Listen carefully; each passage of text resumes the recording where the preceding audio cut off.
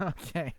So, just to explain, I was going to make some like apple cinnamon milk tea, and I was going to put some apple cider vinegar in it because Alina's on like this apple cider kick, and I was like, yeah, I'll give it a shot. But it turns out that if you heat up milk and put vinegar in it, it just immediately curdles and turns into like cheese water. And needless to say, I was horrified when I was mixing my tea and it had cheese in it. But anyways, so from what I was reading, I think it's safe to eat since cheese just curdles in your stomach anyways because of the acid. Oh, I did not. Yeah. Apparently, like, you drink milk and it curdles in your stomach. Ew. So, yeah, just think about that next time you throw up. Cottage cheese. Oh, man. All right, let me grab it real quick. Okay, so obviously you can't actually see what this looks like, but It's pretty gross. basically, Imagine you mixed cottage opaque. cheese, milk, and water in a yeah, glass or in a mug. It's a clear mug, too. It's perfect. it kind of smells like buttermilk with a hint of apple and cinnamon. Oh man, should I eat the cheese first or just drink it? It like hurts me. I thinking about know. Should I eat the spoonful? You should just take a big heaping spoonful. Oh man. Oh man. It goes against every fiber of my being to do It this. honestly looks like you have a spoonful of ricotta or something. Or like the feta cheese, you know. All right. Soggy feta. Just think soggy For science. feta. For science. For science. Throwing science at the wall here to see what sticks. Oh man. Oh man. Oh. I kicked the microphone. He put it in his mouth and he's not doing anything. Oh, he's chewing. Oh, it's a little bit on his. He spit it out. Oh man. It's not happening. I was like, I could chew this up and swallow it, but I don't feel like cleaning up vomit right now. It's not that it tastes bad. It just kind of tastes like kind of flavorless milk. Oh man. Yeah, and it's got a pretty nasty texture, and it's warm. If I didn't mention that. Okay. Well, welcome to the YWAM Nashville podcast. You're listening to the YWAM Nashville podcast. My name's Cody. My name is Michael, and we'll be your hosts for this season.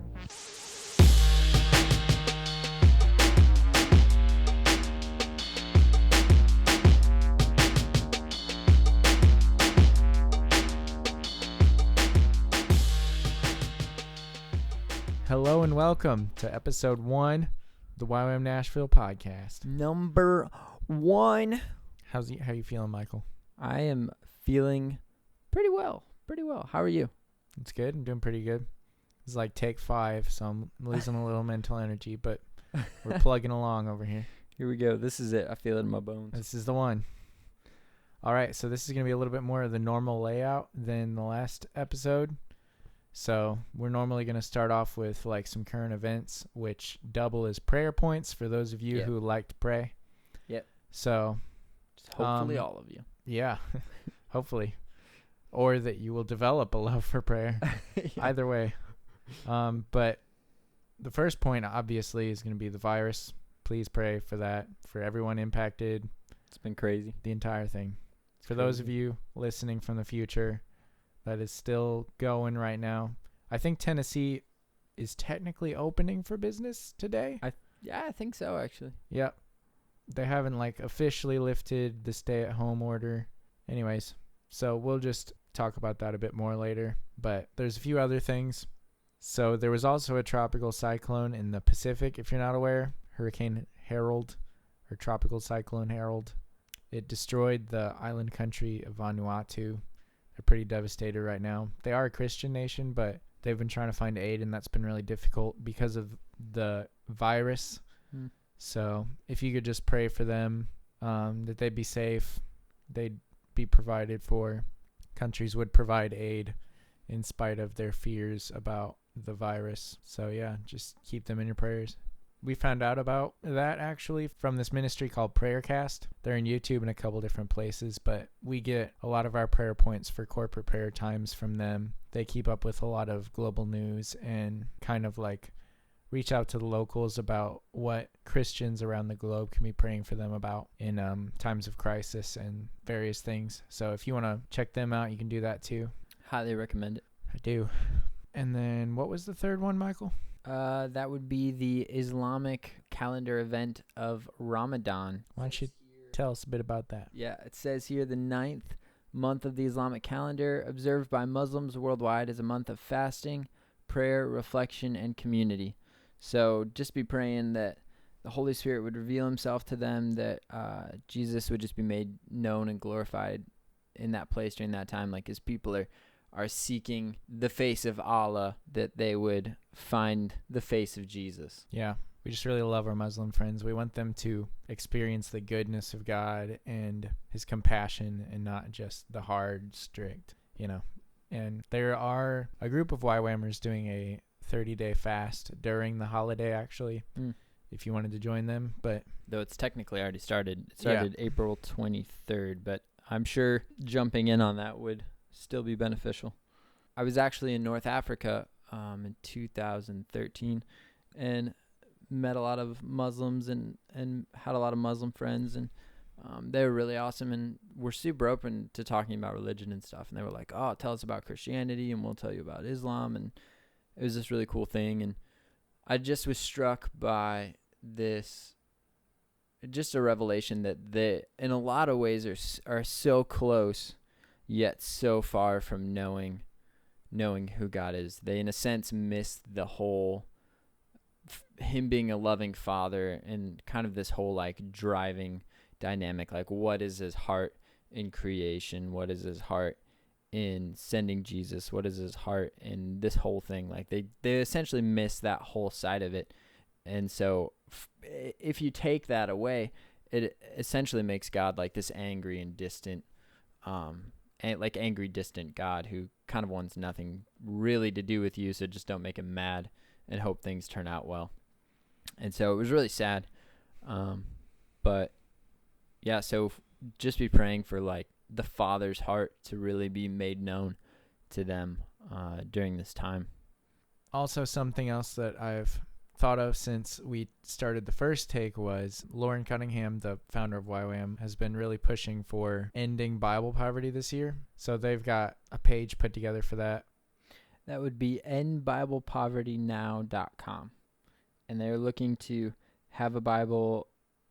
They want every person on earth to have a Bible in their mother tongue. So that's kind of the goal, which is super awesome.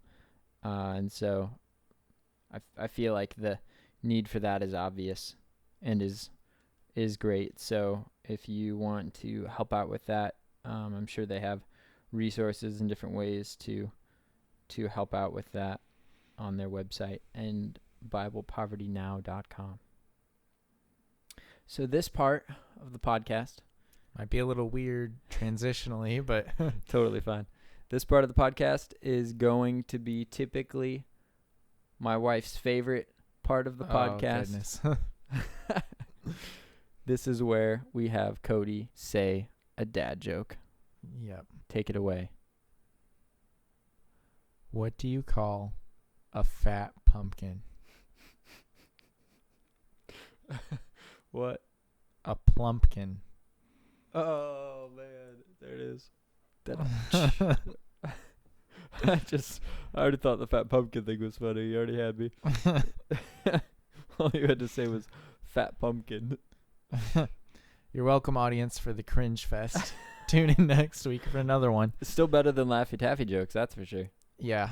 Those like aren't even jokes. Actually, there was this joke book I found that was from like the 60s, I think. Ah. At my great grandpa's house, and Maybe one of the they had it jokes figured out. One of the jokes in it was, "Why did the chicken cross the road?" Why? Because he was stapled to the rabbit. I kid you not. What the heck? Yeah. Well, so much for them. Explain that one to me. So much for them having it figured out on any level. I was hoping they would they wrote the book. They knew. Yeah. All right, this will be the part of the podcast that normally has the meat, as we've been calling it, where we'll normally be talking to someone about maybe their testimony or just something the Lord's been up to or been teaching them, or like we might have one of the school speakers come in and and share some of what they've been sharing with the schools and stuff. So, but this week, we really felt like the Lord wanted us just to share some things that He's been teaching us during this coronavirus time. So, I think a good place to start would be, Cody, where were you at when the coronavirus, COVID-19, hit? I was in Thailand. It was right at the beginning of the DTS outreach that it like kind of started being a thing. No, actually it was during the outreach, because we weren't even concerned about it when we left. And then like halfway through the outreach, we got contacted by the base and they were like, hey, this is a thing that's happening in Asia. You guys should probably be aware. And we're like, oh, okay, well, let's pray about that. But it wasn't that big of a deal. Nobody in Thailand was really worried.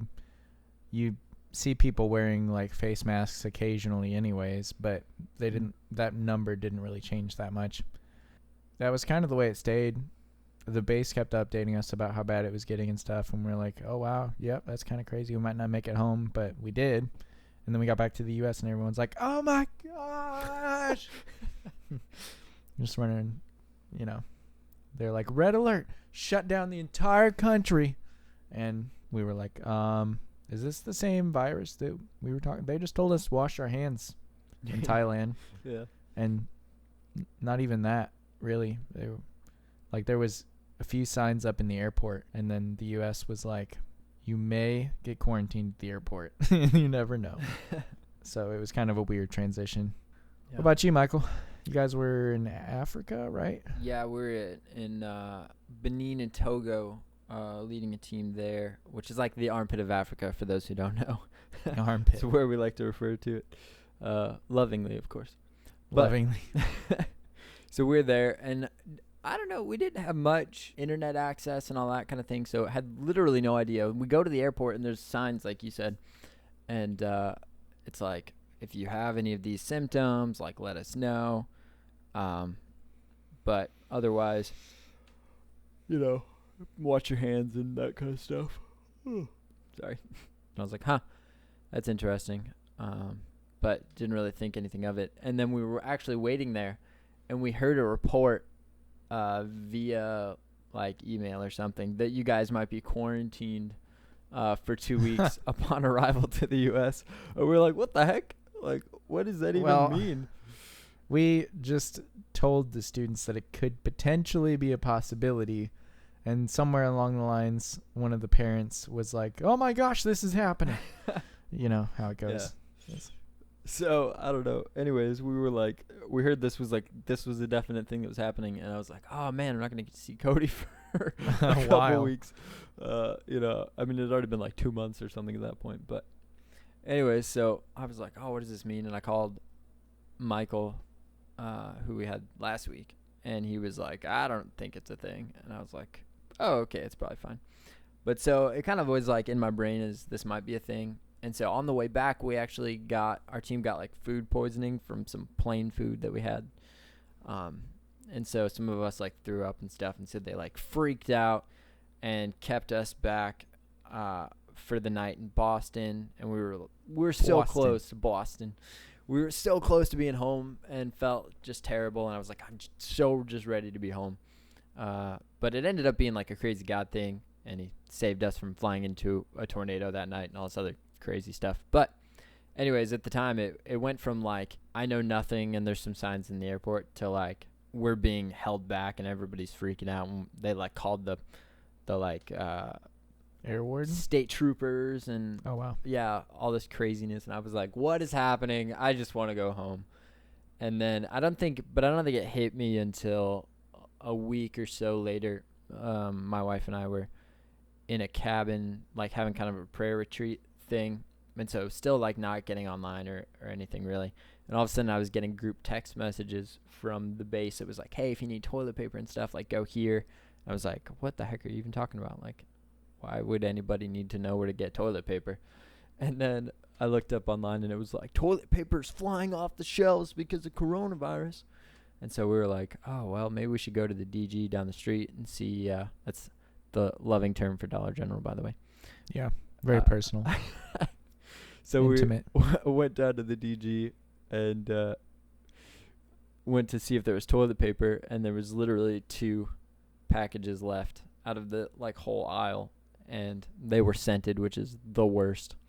And we were like, oh, this is a legit thing that's like happening that has effect. And so, yeah, it was kind of crazy. And then from then on, it's just escalated. But like you said, I think it's interesting that we made it back like just in time. It was like we got back, and then like a week or 2 later, they were like, well, we're shutting down everything. And we're, if you might get quarantined if you've come from Asia or come into contact with anybody from Asia and all this other kind of stuff. Yeah. So it's been crazy.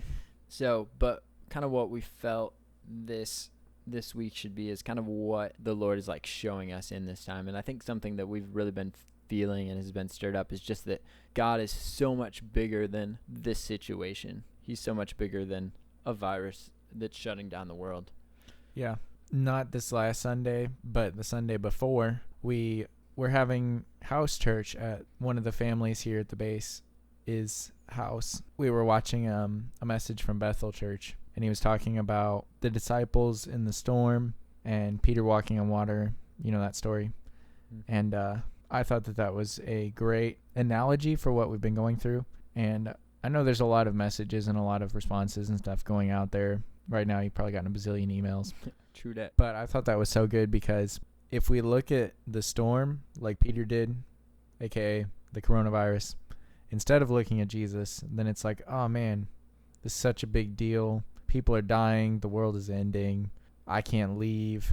I have to wear a mask. There's no toilet paper, But if we're looking at Jesus, then we don't really have any reason to be concerned. It's like he's right here. He literally has the authority to just tell the storm to be calm, and it is. And like he's walking with us.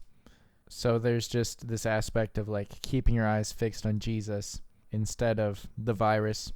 As much as it holds our attention and like global attention right now, Jesus should ultimately get more of our attention. So what I feel like he's been talking to me about the most recently is surrender and some specific aspects as far as things he's been talking to me about. Like, I really don't like going without a meal.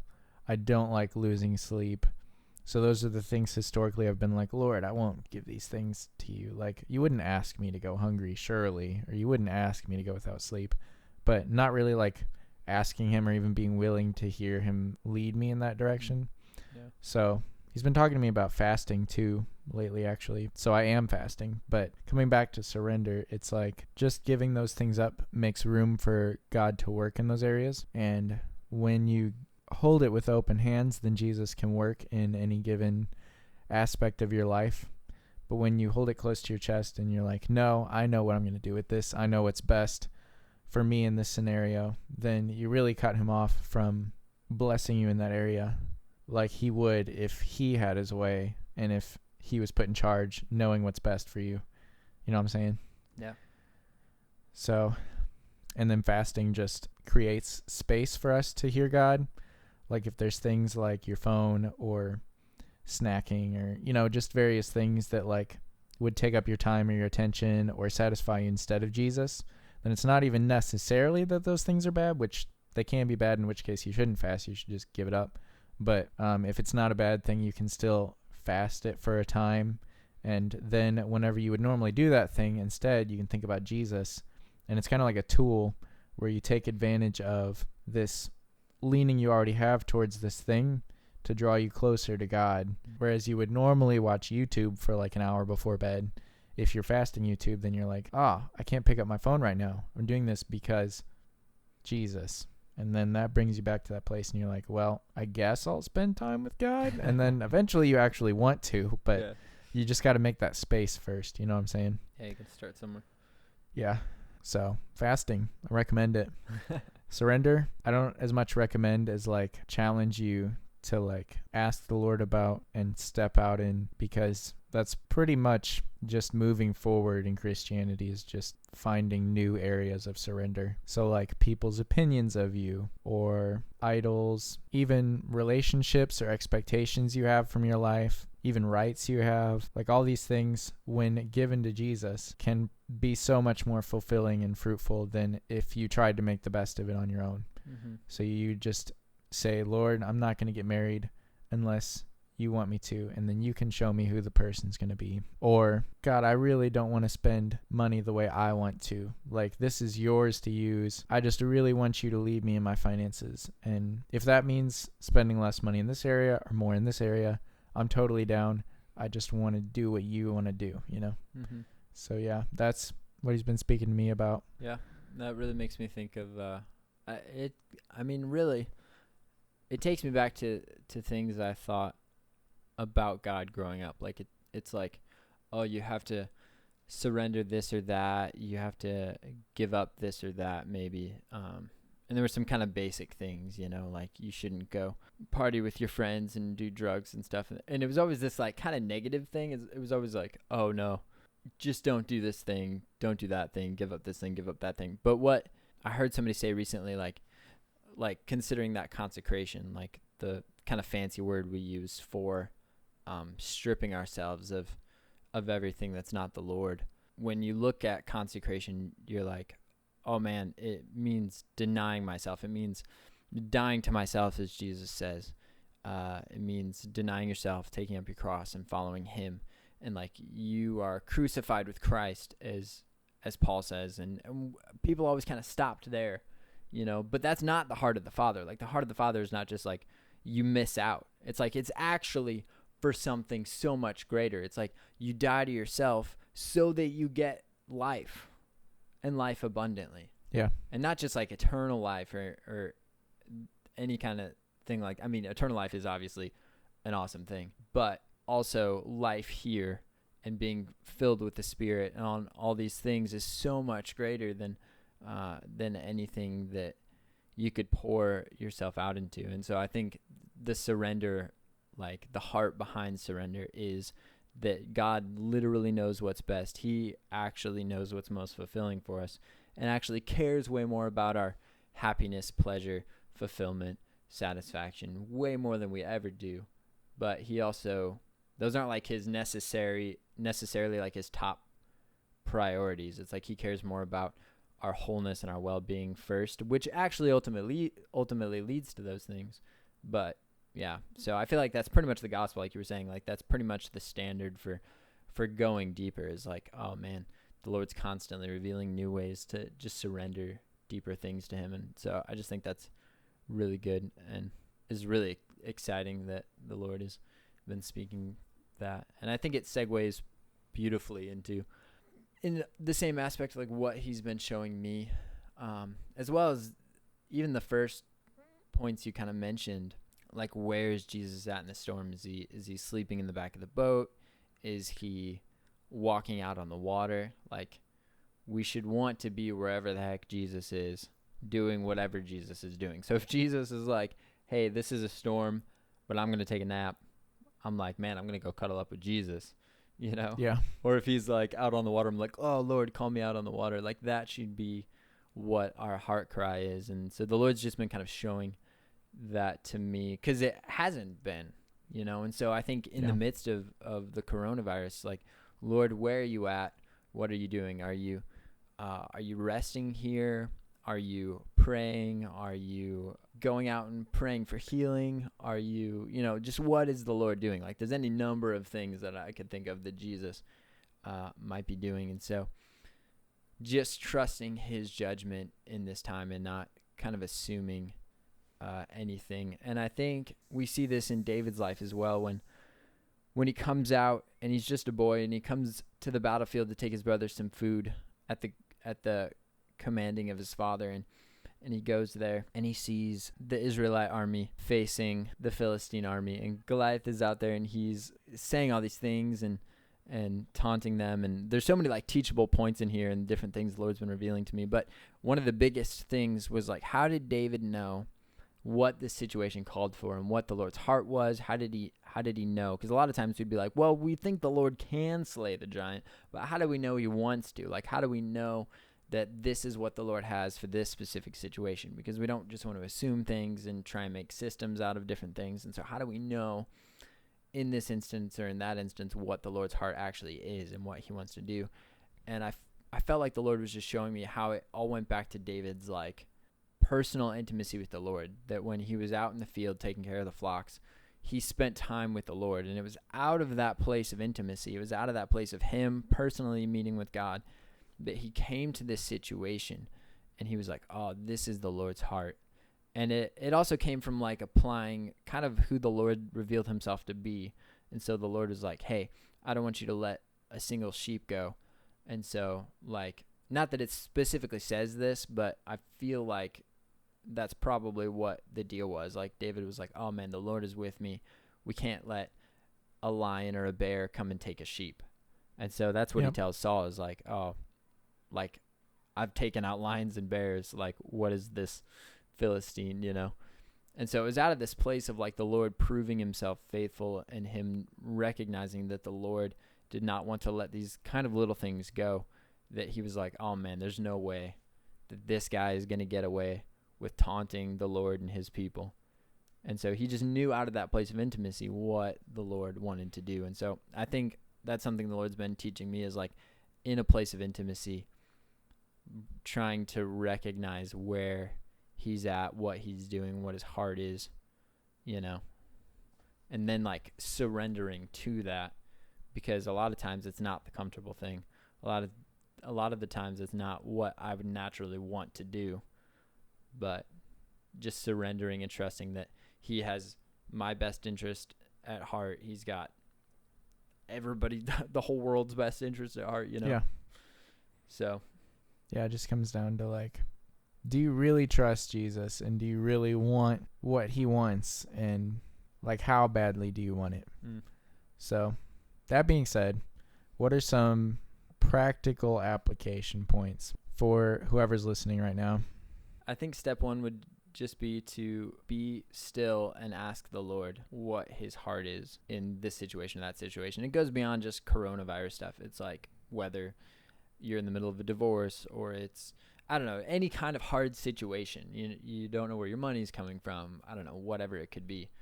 Just sitting down and being like, Lord, what is your heart in this moment, in this storm? Are you taking a nap? Are you walking on the water? Like, what are you doing? But you kind of have to be still, I think, and intentionally put yourself in the presence, and kind of cultivate that place to even be able to hear and know what his heart is for any given situation. Yeah. And going along with that, I would say point B would be even in the extra time that you may or may not have right now, and in all the asking him what he wants you to be doing, and not just what his heart is for the situation, which is good, but also what he's calling you into, things he's asking you to surrender, or areas that he's calling you into growth, actions he's asking you to take. Really just asking him to tell you personally, whether it be through scripture or an inner voice, literally anything, a dream. Just ask him to show you what he's calling you into right now in this specific moment, in the specific areas that you have influence. So yeah, just seeking him. And within that, being open to anything that he says. Yeah. So I would, if it's something that's a little more challenging for you that you feel like God's asking you to do, like overcoming an addiction or restoring your marriage or anything like that, that's like, God, what do I do with this? You know, it's like not a day fix, or even if it is and it's just hard, I would seek the help of like a godly Christian friend or like a mentor, you know, just a really solid Jesus loving person that can lead you in what you feel like the Lord is telling you and encourage you and help you to follow through with that and just hold you accountable. Accountability is awesome. Yeah. So yeah, where's Jesus at? What's he doing? So I think that's all we have to talk about for the most part. Yeah, I feel like it could probably go on these topics for a long time, but yeah, we could just rant, but yeah. Although I was thinking, I was asking the Lord about fasting the first day I was doing it because I was cranky and hungry, and I was even just doing lunch. So it's not like I'd been fasting that long. But I was like talking to Michael about it. I was trying to find a reason not to. I was like, why do we even do this? It's stupid, Well, not exactly that kind of thing. But I felt like I got a lot of direction on it from the Lord. And I think it also just helps you to stay aware of a heavenly reality and just the reality of being at war with your flesh, and that this isn't where we belong. Jesus even says, if you are hungry now, you'll be full later. And if you're full now, then you'll be hungry later, like that kind of thing. But True that. Preach it. yeah, I think he's just saying, like, he wants us to stay in that perspective of investing in the next life and not so much in this one, and just dying to ourselves. And it's a good attitude to have while fasting. Man, it's so good though. I love how much the Lord's been like speaking to you. Me too. So yeah, that's what the Lord's been teaching us. If you want to share things that the Lord's been just highlighting to you, feel free to leave comments wherever you're finding this.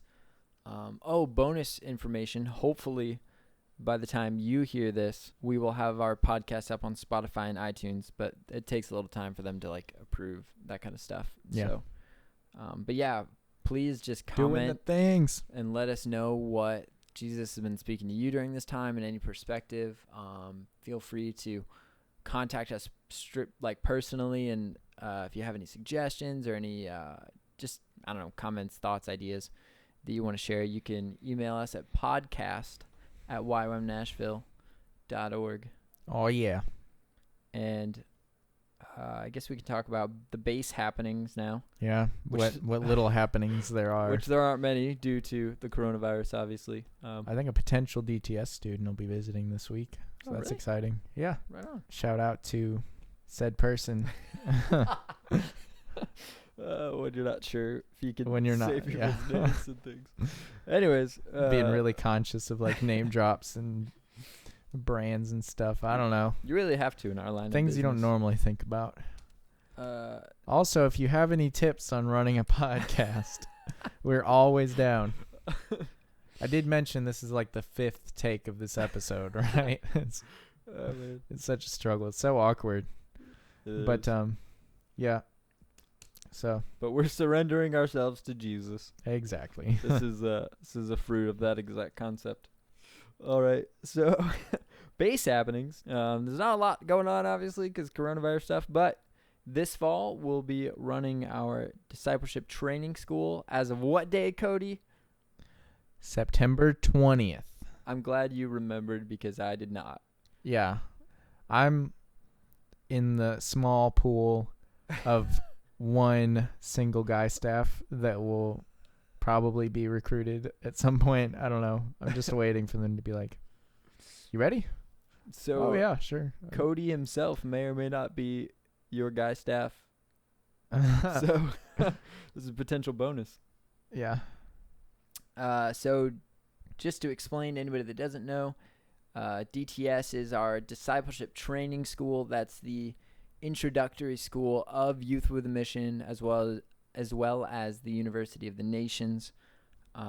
Everybody that comes and does anything goes through the discipleship training school. And like Michael said in the last episode, that was the heart behind that, was just to get everybody kind of on the same page and give everybody a basic foundation to send them out into missions and different things. But it's actually super beneficial to anybody in any sphere of life, because that discipleship, that coming and setting aside a season of your life to get discipled is just really invaluable, and it's super practical for all walks of life. But practically, that looks like a 5-month training school where you come here to the base for the first 3 months, and every week we have a new speaker come in who speaks on a different topic, like hearing the voice of God, and the Father heart of God, all the way to topics like evangelism and spiritual warfare and that kind of thing. Yeah. And then the last 2 months of that is going on in overseas outreach, and that's kind of to really solidify things. What it does typically is really takes a lot of head knowledge, and you really work it out in a practical sense down into your heart, and so it just becomes a deeper reality that you're actually living from. a lot of times, most of the time. So yeah, if that sounds interesting to you, or you're just more interested in the program and want more details or what we do in general, how you can support us, things like that, you can visit info@ywamnashville.org and just let us know of any inquiries. We're actually the recruiting department, so we check those emails as well. Literally. Yep. So yeah. What's that you said, listener? You want to hear Michael do a Scottish accent? Well, why didn't you say so? I'm sure he'd be happy to oblige. I haven't practiced very much. Oh, you're full of it. All right. I don't. Tell us about your homeland. I don't know how to say that many things. I'm really out of practice with these things. You don't want to insult the entire Scottish race. I don't want Scottish people to hate me. And so, okay, so one of my favorite things, I'll give you a Scottish lesson. So they roll their R's, but like once, which is actually really hard to do. And so one of the exercises that I found to say is you say murder, squirrel, and world. Squirrel. And so you say squirrel and world. But murder is hard because there's two R's and we tend to kind of just mumble it. We're like murder. So it's like murder. I don't know. I can't even do it. But Mordor? Mordor. One of my favorite lines from anything having to do with Scottish anything is in Braveheart in the very beginning when little William Wallace is wanting to go with his dad and he's like, but I want to go. It's just one of my all-time favorites, but I don't know that I don't think I'll do much more than that. That's fine. But anyways, so that was your weekly language lesson. If you're a Scottish person, you can email Michael. And please, let's be friends. I will be friends with any Scottish people that happen to listen to this. All right. So, yeah, that's all we got, really. If you haven't left already. All right. Well, thanks for tuning into this episode. Yeah. We'll put out another one next week that probably won't just be us, in case this was hard to listen to for some reason. Yeah. And hopefully there won't be 6 takes of this episode. Yeah. Should we do a derpy laugh for our outro again, like we did in the first episode? Okay. 3, 2, 1.